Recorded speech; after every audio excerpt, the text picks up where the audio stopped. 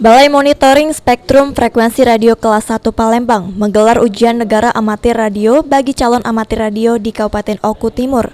Ujian secara online dilakukan di SMK Negeri 1 Martapura melalui sistem CAT.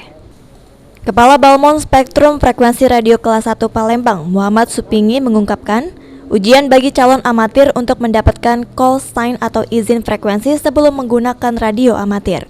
Ada 51 orang yang mengikuti ujian negara amatir radio, terdiri dari 5 orang tingkat siaga dan 1 orang tingkat penggalang.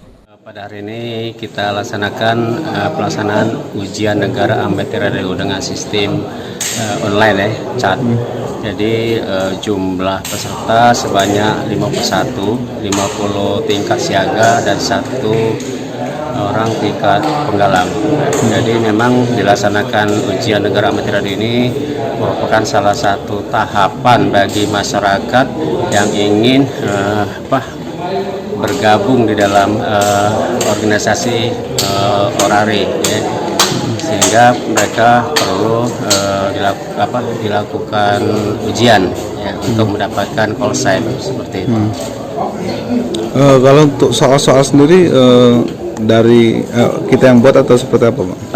Dari pusat, dari Direktorat Operasi Sumber Daya Ditjen SDPP Kementerian Komunikasi dan Informatika, mereka yang buat, dimasukkan di suatu sistem sehingga seluruh Indonesia apabila mau mengadakan ujian negara.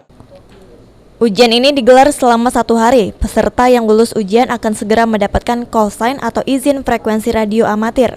Para peserta ujian dapat menjadi motor penggerak dalam menertibkan spektrum frekuensi radio ilegal.